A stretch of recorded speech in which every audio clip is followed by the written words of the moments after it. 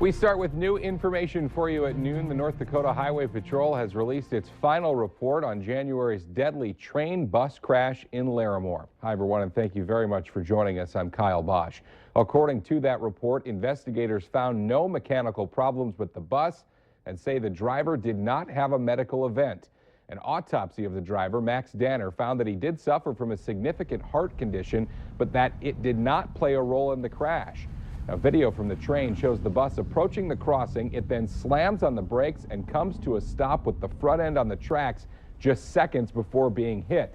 Danner and 17-year-old Cassidy Sandstrom, who was sitting in the back of the bus, were both thrown from the bus and killed.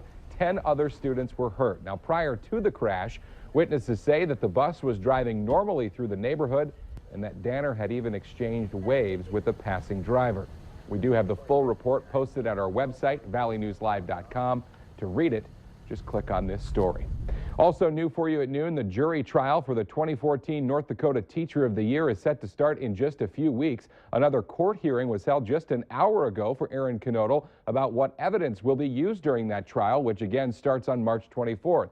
Knodel is a West Fargo English teacher who's accused of having a sexual relationship with one of his students back in 2009. Today, the judge did allow that testimony will be allowed from a handwriting expert that reviewed writing that was allegedly Knodel's. Also, polygraph results will not be allowed as evidence in any part of the trial. Again, opening statements for that trial are set for March 24th.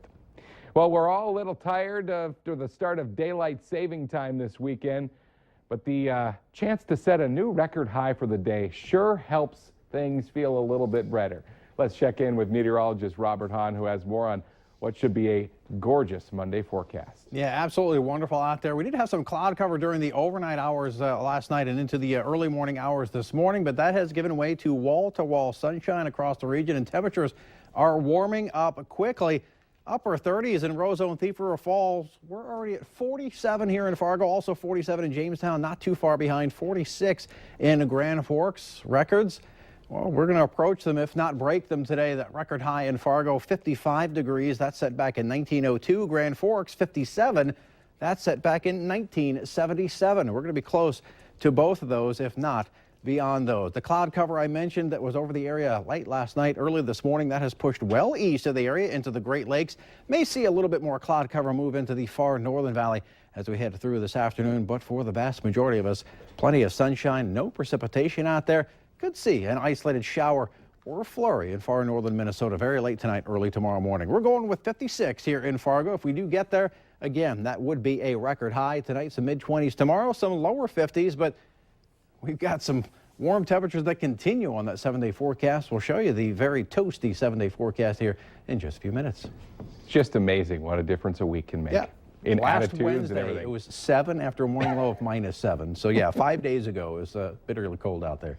All right, Robert, thank you very much. Well, this warmer weather certainly feels great, but it also means that we do need to get ready to see lots of orange cones. Yes, road construction season will be here before we know it. And Fargo has announced its list of some major projects to watch out for this summer. A couple of the more notable projects include 32nd Avenue South between 45th Street and Veterans Boulevard. That'll have 3 lanes and a center turn lane added, along with some other plans from West Fargo. 13th Avenue South, there will be temporary closures expected on that road and 4th Street as part of the expansion at the water treatment plant. We've got a full list of these projects online at our website, valleynewslive.com. Just click on this story. And coming up tonight, Ashley Bishop will have more on that 13th Street South project and what traffic problems you can expect this summer. Police want to hear from anyone who might recognize a woman who robbed a fast food restaurant in Grand Forks over the weekend. She hit the Hardee's on Columbia Road around 10 p.m. Saturday night.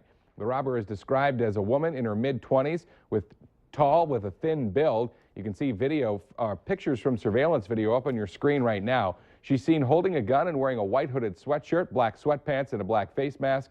Call Grand Forks Police if you have any information. Police in Glendon also still on the lookout for a couple of men who robbed the PetroServe gas station. That happened Friday night. Surveillance video shows 2 masked men going into the store. One of them has a trailer hitch. The other has a gun. Police say it looks like the man holding the gun is a white male, about 6'4" and 250 pounds.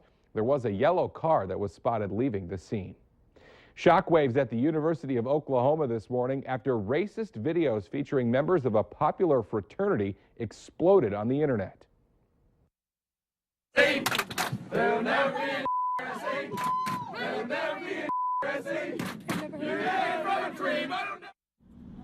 Oklahoma University has released a statement saying the university is launching an investigation into that video to determine if it really is OU students. The president says if they turn out to be university students, the behavior would not be tolerated and will be addressed quickly. Now, the Sigma Alpha Epsilon Fraternity National Organization has also plans to launch its own investigation and says they will sanction everyone responsible. The numbers are staggering. Every night, 150 young people do not have a place to call home.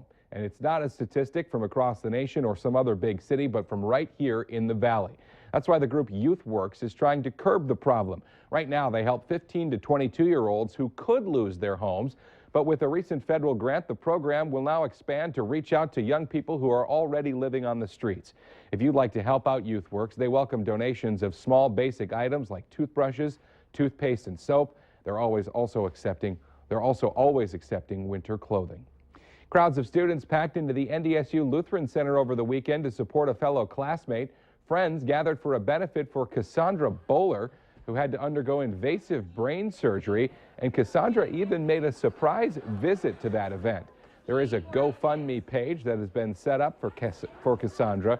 We've got a link to it at our website, valleynewslive.com. Just click on this story.